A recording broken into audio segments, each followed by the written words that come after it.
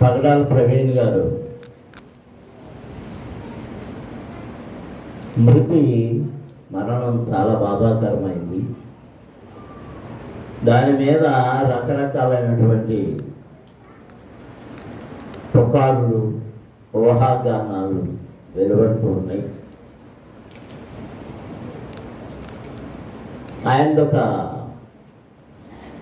అనుమానాస్పదమైనటువంటి మరణంగా, mysterious death. దాన్ని ఎలా తేల్చడానికి కూడా చెప్పడానికి వీలులేని పరిస్థితిలో నేనైతే అది ఆయన చంపేశారనే నమ్ముతున్నాను. ఆయన తాగేసి పడిపోయాడని చెప్పడం కోసం రకరకాలైనటువంటి వీడియోలు విడుదల చేస్తున్నారు. అవన్నీ సృష్టించబడినవని ఎవరికో ఆయనలా వేషం వేసి సరిగ్గా ఎక్కడ సీసీటీవీలు ఉంటాయో అక్కడే పడిపోవడం, అక్కడే ఈ మందు బాటిల్స్ కొట్టుకోవడం, ఇవన్నీ చేయడం విడుదల చేసినప్పుడు చూస్తుంటే ఖచ్చితంగా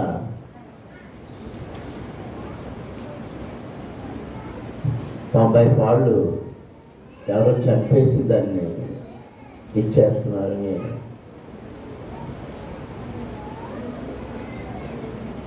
అంచనాకు రావడం జరిగింది. ఇలా అన్నా అరెస్ట్ చేస్తున్నారు. రాత్రి 7:30కి హైదరాబాద్లో మరో యవనస్తుడైన పాస్టర్ అజయ్ బాబు అన్న ఆయన్ని అరెస్ట్ చేశారు. అది పోలీసులు అరెస్ట్ చేశారు. ఎవరు అరెస్ట్ చేశారో పోలీసు వాళ్ళు చెప్తేనే కానీ అది తెలియదు. ఆయన ముందే చెప్పాడు. ఆయన తర్వాత ఎవరు అన్నారు, ఆ పగడాల ప్రవీణ్ తర్వాత నువ్వే అని. మరి అన్న ప్రకారంగా ఆయన్ని మరి పోలీసులు తీసుకెళ్లారు, లేదా పోలీసుల వేషంలో వచ్చిన ఎవరైనా తీసుకెళ్లారు అర్థం కావడం లేదు.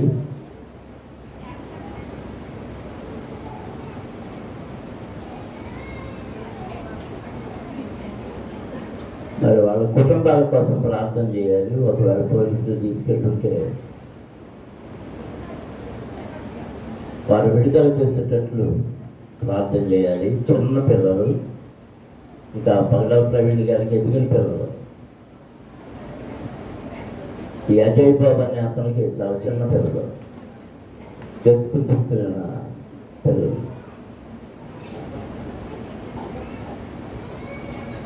అంటే క్రైస్తవుడు ఏం మాట్లాడినా నేరంగా మార్చి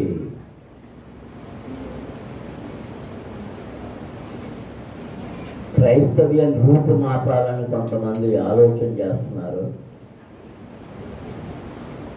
అది ఆ ఆలోచన కలిగిన వారందరూ మారు మనసు పొందేటట్లు మనం ప్రార్థన చేయాలి. మరి పగడాల ప్రవీణ్ గారి యొక్క మరణం గురించి తాల్పూడి మండలం, కొవ్వూరు మండలం, చాగల మండలం, కొవ్వూరు టౌన్ కలిసి బుధవారం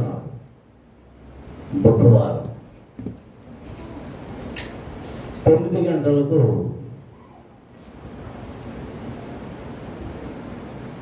కొవ్వూరు క్రిస్టియన్ పెద్ద లోతన్ చర్చ్ దగ్గర నుండి, అంబేద్కర్ బొమ్మ దగ్గర నుండి, ఆ లోతన్ చర్చ్ మీదుగా శాంతి ర్యాలీ జరిపిస్తున్నారు. మరి సంఘాల నుండి విశ్వాసులు అందరూ పాల్గొని ఆ కుటుంబం కోసం ప్రార్థన చేయాలి. 10వ తారీఖు సాయంత్రం రాజమండ్రిలో ఆయన ఆదరణ కోరిక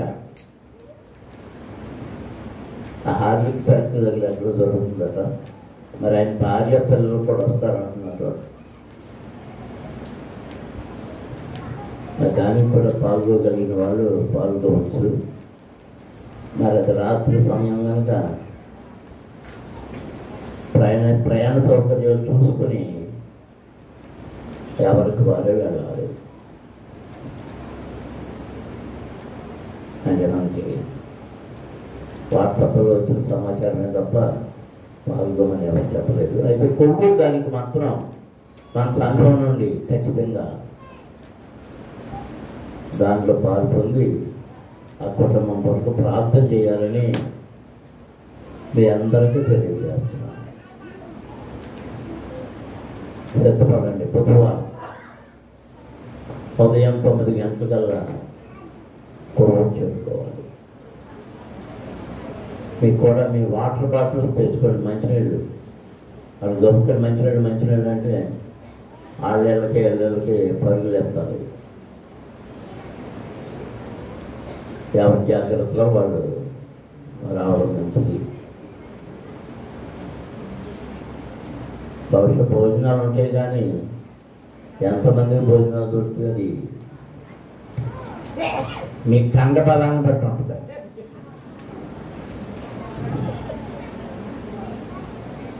అర్థమైంది.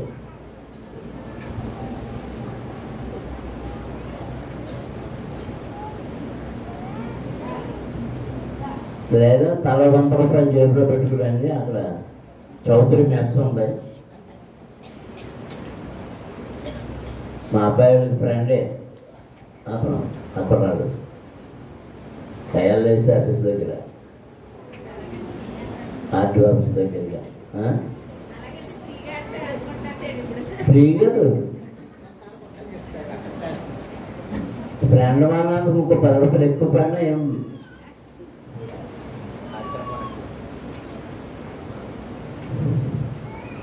కానీ ఆ కుటుంబాల కోసం ప్రార్థన చేయాలి. పగడాల ప్రవీణ్ కుమార్ గారి గురించి ఎవరు ఏం మాట్లాడినా వారికి నోటీసులు వస్తే అరెస్ట్ చేస్తున్నారు. రాయమండ్రిలో కొంతమందిని అరెస్ట్ చేశారు. హర్ష కుమార్ గారికి నోటీసులు ఇచ్చారు. కేఎఫ్ఆర్కి నోటీసులు ఇచ్చారు. ఎవరు మాట్లాడితే వారికి నోటీసులు ఇస్తున్నారు. అదే దీన్ని కూడా ఎవరికి వ్యతిరేకంగా మాట్లాడేది లేదు. మేము ఎలా శాంతి ర్యాలీ చేసుకుంటామంటే ఆ డిఎస్పీ గారు నోటి మాటగా అనుమతి ఇచ్చాడు కనుక దాంట్లో పాల్గొంటే మంచిదని మీ అందరికీ ప్రేమతో తెలియజేస్తున్నాను. దేవునికి స్తోత్రం. హల్లెలూయా. ఎంతమంది సిద్ధంగా ఉన్నారు దాంట్లో పాల్గొనడానికి? 1 2 3 చేతులు 4 చేతులు కనపడ్డాయి.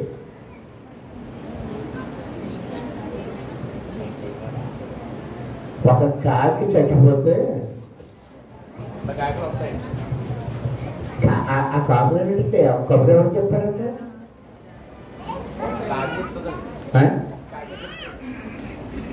చాలా దగ్గర అంత దగ్గరికి వెళ్ళా.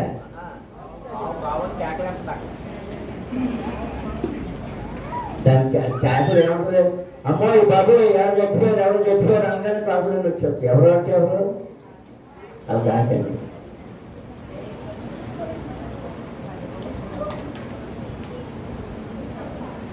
మరి దేవుని సేవకుడు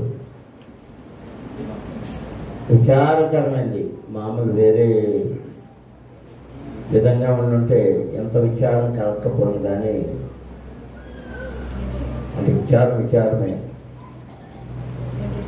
ఆందోళనకరమైనటువంటి పరిస్థితులు రాష్ట్రంలో ఏర్పడ్డాయి.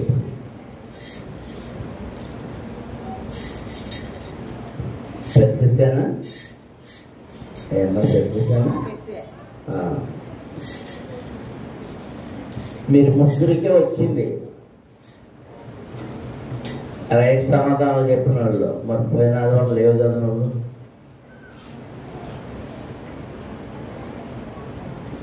ముందు పెద్దసారి చెప్పాడు, తర్వాత అమ్మగారు చెప్పాను, తర్వాత నువ్వు చెప్పాడు. మీ ముగ్గురిది ఎక్కడే ఉంది? మీ దగ్గరే ఉంటున్నాడు పెద్దసారి. అమ్మగారేం పంచదాన్ని అడుగుతుంది రోజు.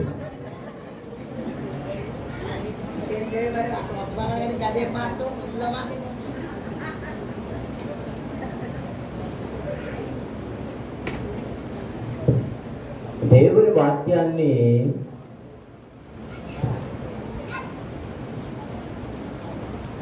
వినడమే కాదు, దాన్ని మరలా మరలా ధ్యానం చేయాలి.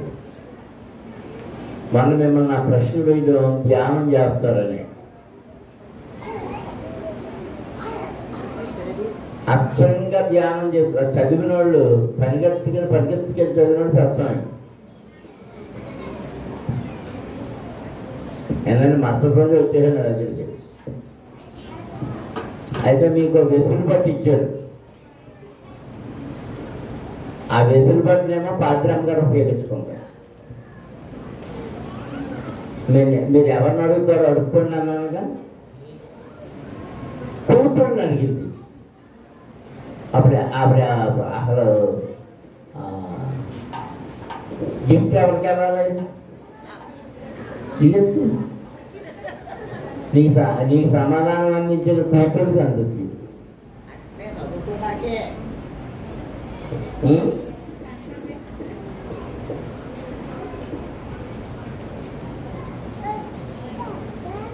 వాక్యాన్ని బాగా చదివితే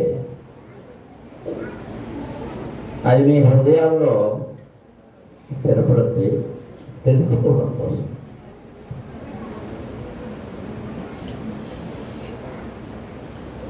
మరి పుష్పమ్మ గారు కుమారుడు ప్రార్థన కోసం అడిగారు.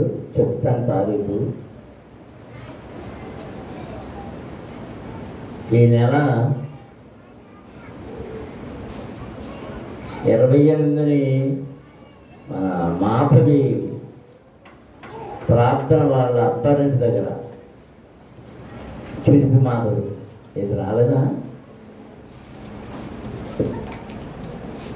కుమారి? వచ్చిందా మీ ఆయన గారు? వాళ్ళ ఊళ్ళో మరి సంఘం అంతా రావాలని అక్కడికి కోరుకున్నారు. 28వ తారీఖు. దాని గురించి సిద్ధపడి కూర్చో.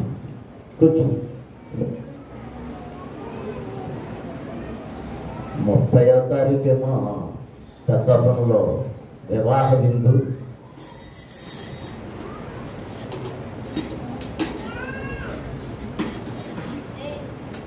ఈ నెల 23వ తారీఖు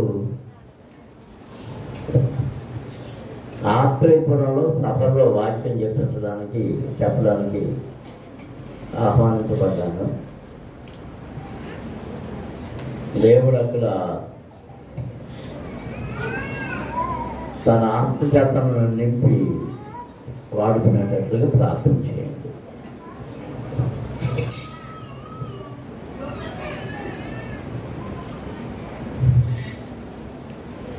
అలాగే మన అమ్మగారు చెప్పింది కదా, అంతకుముందు ఆదివారం చెప్పింది సుజాత గురించి. నేను మన లక్ష్మీవారం తాళపొడి పాస్టర్స్ ఫెలోషిప్కి వెళ్ళినప్పుడు మరి అక్కడే ఉంది సుజాత. కాలు కట్టేస్తుంది. అంతకాలం చెప్పింది, టైం గుర్తులేదు నాకు. ఆ కట్టు ఇచ్చిన తర్వాత మళ్ళీ స్కానింగ్ లైన్ తీసిన తర్వాత మళ్ళీ తదుపరి వైద్యం అవసరమైతే మళ్ళీ ఆపరేషన్ చేయవలసి ఉందని అన్నారట. ఆ పెళ్లి కొరకు ప్రార్థన చేయండి. అలాగే ఈ ప్రత్యేక పేరే పింకియా? సువర్ణ. సువర్ణ అనే పింకి కోసం ప్రార్థన చేయండి. ఈ పంట కాలిపోయింది.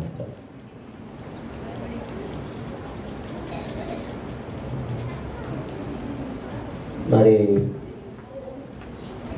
ఈ వారం మొదటి ఆదివారం 12 ముగించాలనుకుంటే మీరు ఎవరు సహకరించట్లేదు. వచ్చే ఆదివారం నుండి వేసవి కాలం కనుక సాక్ష్యములు ఉండవు. ఎందుకంటే సమయం అంతా సాక్ష్యాలకు అయిపోతుంది. 12 గంటలకల్లా ముగించి పంపించాలనుకుంటున్నాను.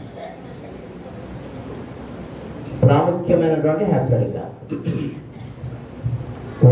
ఆదివారం ఉదయం 9:30 నుండి 10 గంటల వరకు ప్రార్థన. విశ్వాసులు అందరూ కూడి రావాలి, వరుసగా ప్రార్థనలు చేయాలి. 10 గంటలకు పాటలు ప్రారంభం. మరి 5 పాటలు అంటే టైం ఎక్కువ పడితే 3-4 పాటలే పూర్తి చేయాలి. తర్వాత కీర్తన, తర్వాత వాక్యోపదేశం. 12:30 ఆమె అనాలి. మీరు 1 గంటకల్లా ఇంటికి చేరిపోయి కంచాన్ని పూర్తి చేసి మంచానికి వెళ్ళిపోవాలి. అంతేనా కాదు?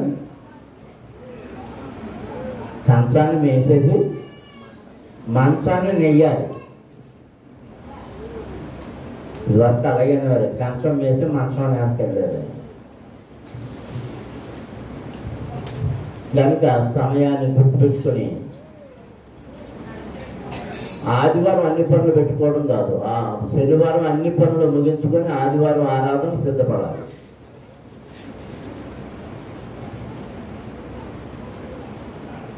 మరి వస్తున్నటువంటి వార్తా విశేషాలను బట్టి క్రైస్తవులను ఇబ్బంది పెట్టడం కొరకు ఆదివారపు సెలవుని మార్చేస్తాడని. ఏ రోజు సెలవు వస్తే ఆ రోజున ఆరాధన పెట్టుకున్నాం. దాన్ని సిద్ధపడండి. అవసరానికి శనివారం పెట్టుకున్నాం, లేదా శుక్రవారం పెట్టుకున్నాం.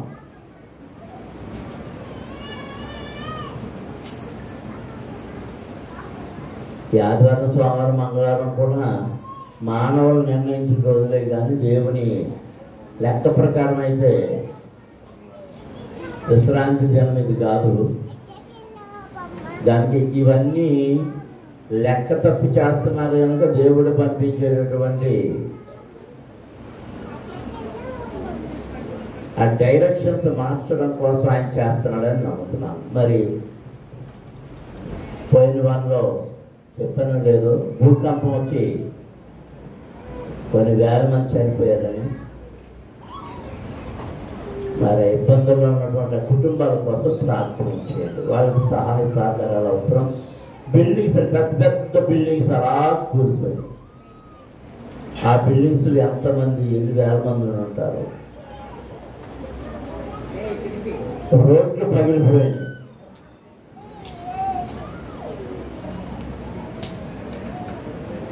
చాలా భయంకరమైనటువంటి పరిస్థితులు ఉన్నాయి. మరో ముఖ్య విషయం, మరి గాబ్రియల్ గారు చెప్పాల్సిన మాట నేను జ్ఞాపకం చేస్తున్నాను. కొంతమంది గాబ్రియల్ గారి మీద కోప్పడుతున్నారు. అయితే గాబ్రియల్ గారు ఏ విధంగా చెప్పాలో బుద్ధని ఆయనకు చెప్పారు. అంటే మొదటి ఆదివారం సహవాస భోజనాన్ని గురించి గత 2 వారాలుగా చెప్తున్నాడు కదా ఆయన. ఈ నెలలో అయితే పరిశుద్ధంగా పెట్టింది, వచ్చే నెలలో మీరు ఎవరైనా పెడితే మంచిదే.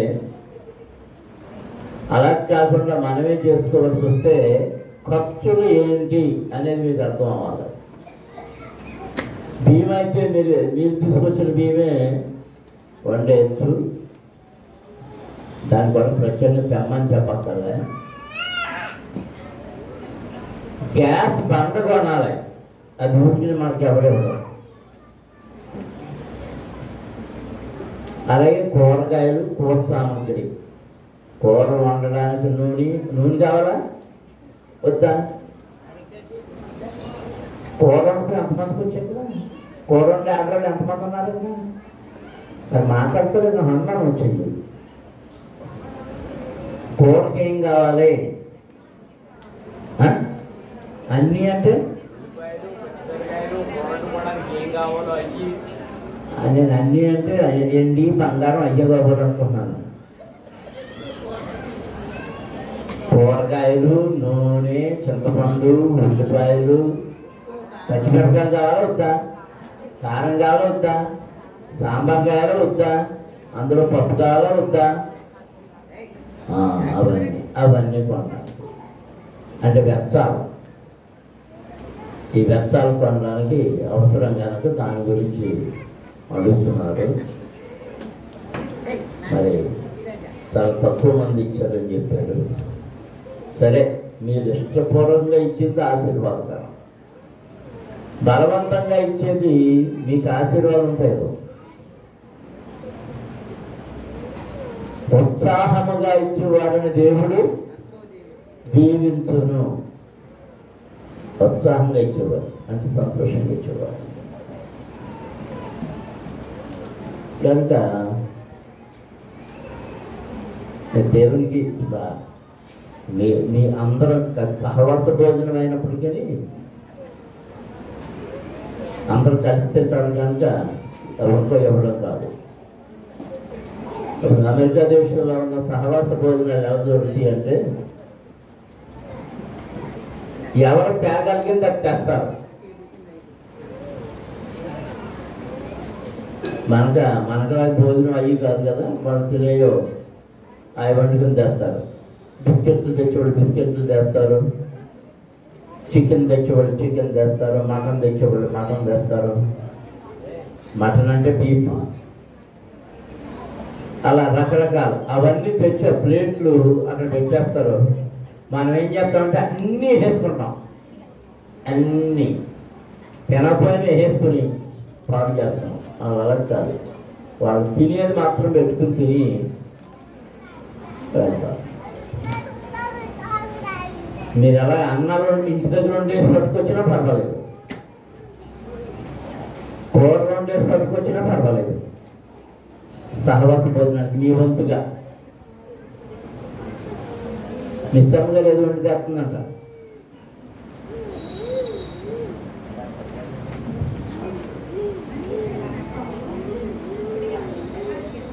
ఏంటి రవి వచ్చాడా?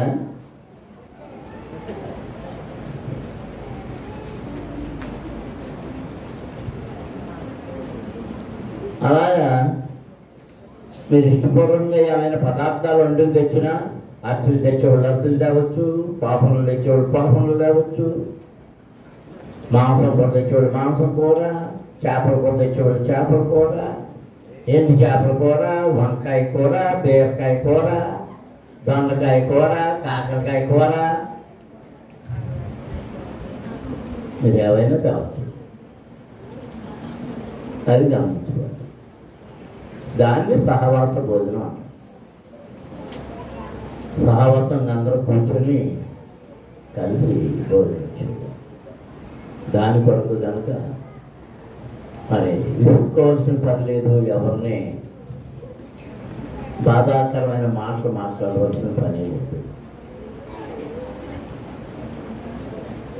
కొంతమంది యోగ్యులైన వారు ఏం చేస్తారంటే వారు భోజనం చేయకపోయినా వారు వంతు చెల్లించేస్తారు. కొంతమంది ఉన్నారు రూపాయి ఇచ్చి 100 రూపాయలు అలా మింగాలా అని చూస్తారు. ఇంకో ఇవాళ నేను 10 రూపాయలు ఇచ్చాను మా గుళ్ళు, అక్క తోటికొల్ల ఏ ఆడపడసా బాగా మా గుళ్ళు భోజనాలు రండి, నేను 10 రూపాయలు ఇచ్చాను, రండి రండి రండి రండి రండి. ఇది సరే. సహవాస భోజనం అంటే ఏంటి? ఇది ప్రాముఖ్యమైన మాట. మనం రొట్టె విరిచాం కనుక ఆ రొట్టె విరిపే సహవాసం. పౌలు గారు అన్నాడు, మీరు అంతంత తినేస్తున్నారు, మీ ఇండ్ల దగ్గర ఆహారం లేదా అన్నాడు. అంటే వాళ్ళు ప్రభు ఆ పులియన్ రొట్టెల పండుగ చేసేటప్పుడు ఆ రొట్టె విరిచి వాళ్ళకి ఇచ్చాడు. దానిలో మొక్కలు తీసుకుంటారు. అంటే ఆహారానికి కొంచెం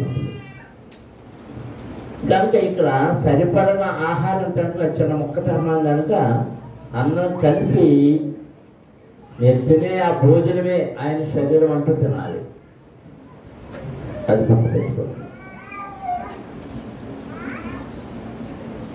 దాన్ని హిందువులు అయితే ప్రసాదం అంటున్నారు. ప్రసాదం అంటే దేవుడి దగ్గర పెట్టింది. దానికి మీరు అది గమనించుకొని ప్రవర్తించాలి, సాగాలి. అందరం స్తోత్రాలు చెల్లించుదాం. హల్లెలూయా, హల్లెలూయా, హల్లెలూయా. యేసు రాజుగా వస్తున్నాడు, లోకమంతా తెలుసుకుంటాడు. యేసు రాజుగా వస్తున్నాడు, లోకమంతా తెలుసుకుంటాడు. అన్ని కోటి దేవుడు, సత్యమైన దేవుడు, అన్ని కోటి దేవుడు, సత్యమైన దేవుడు.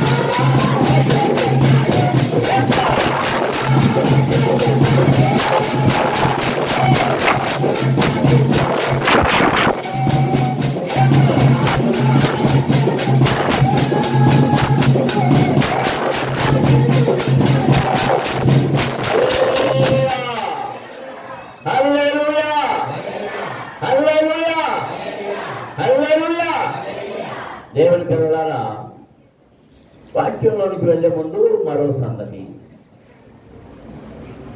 నేను కొన్ని విషయాల్లో మనోహర్ దాస్ అని ఆయన్ని, రాధా మనోహర్ దాస్ అని ఆయన్ని, ఆయన మాటల్ని ఆయన కొంచెం నొప్పి కలుగుతున్నా కానీ భలే మాట్లాడేవయ్యా అనుకుంటున్నా.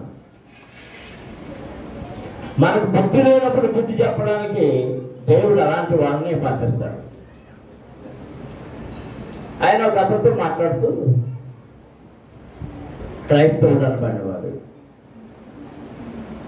నీ పేరేం పేరయ్యా? అది నేను చెప్పాను, నీ పేరేం పేరయ్యా? మనలో మాట, నీ పేరేం పేరయ్యా? ఎలా అంటాడు, నీ పేరేం పేరయ్యా?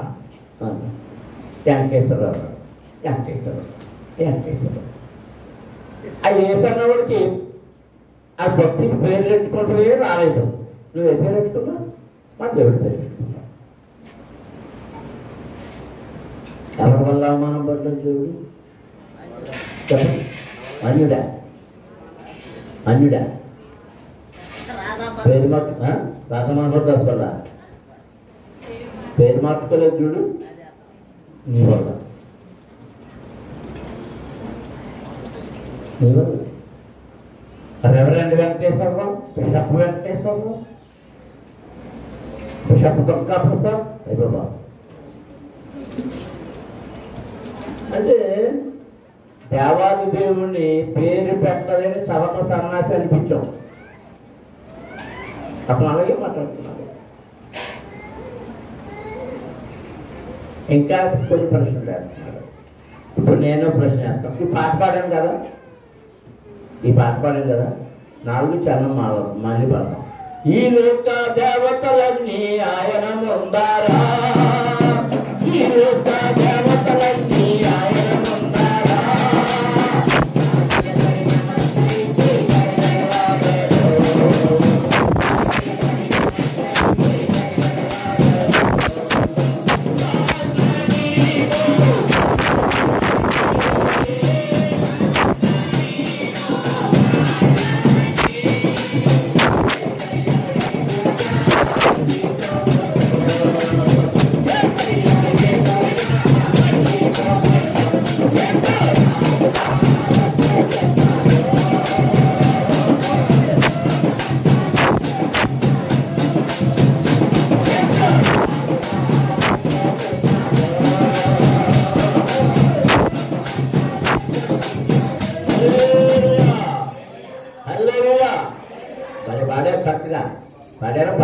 పాడడం చేయస్తుంది. ఏదో అనుమానం వచ్చింది చేయొచ్చు. పాడడం మళ్ళీ పాడండి. పాడలేదు చూసారు, అది మళ్ళీ పాడండి. పాడడం చెప్తాడు కదా, పిల్ల పాడలేదు, ముప్పటి పిల్ల మరి ఎందుకు పడలేదు? గోడ అనుకున్నప్పుడు ఎవరు భవానీ అనా? మరి ఎందుకు పడలేదు? మరి చేయట్లేదు. ఏమని పాడాం? ఈ లోక దేవతలన్నీ నమస్కారం చేస్తారు. మరి ఈ దేవతలన్నీ ఆయన ముందు నమస్కారం చేస్తున్నప్పుడు ఈయనే రక్షకుడు గొప్పవాడు అని నమ్మినను మళ్ళీ పిల్లలకు జ్వరాలు జాగ్రత్తలు వస్తే కోళ్ళు ఎందుకు కొడుతున్నాం? బలి ఎందుకు చెప్తున్నాం?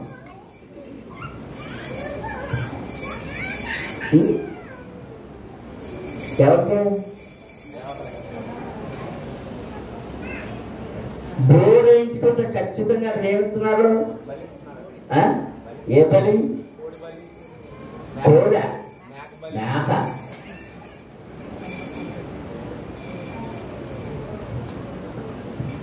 తప్పు చేయకూడదు అంటే అంటున్నారు తెలుసా? బాబాయ్ చెయ్యకపోతే నీళ్ళు రావండి అంటే ఎవరికైనా నమ్మకం?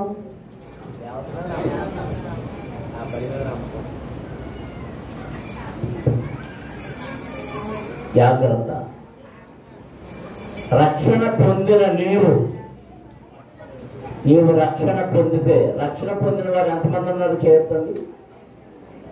రక్షణ పొందిన నీవు తిరిగి వాటి వైపు వెళితే నీకు దేవుని నుండి ఎట్టి సహాయము అందదు. ఆయన చెయ్యి ఇవ్వడు. ఆయన తన వీపుని తిప్పుకుంటాడు, నీ వైపు వీపే పెడతాడు, కానీ ఆయన నీ ముఖాన్ని చూడడానికి ఎంత మాత్రం ఇష్టపడడు. స్త్రీ అయినా సరే, పురుషుడైనా సరే.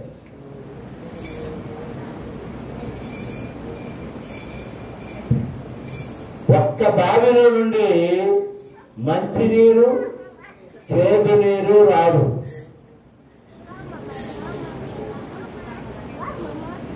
గనుక నీవు దేవతలకు నమస్కారం చేయాలనే మనసు నీ హృదయంలోకి వస్తే ఇక దేవుడు నీ ప్రార్థన వినడు, నీ వైపు చూడడు. నీ వైపు ఆయన దగ్గరికి వెళ్ళి నువ్వు మోకరించి ప్రార్థన చేస్తున్నా ఆయన నిన్ను చూడకుండా కళ్ళు మూసుకుంటాడు. అందరం చేతులు ఎత్తి దేవునికి స్తోత్రం చేస్తున్నాం. హల్లెలూయా, హల్లెలూయా. కట్టేసి మళ్ళీ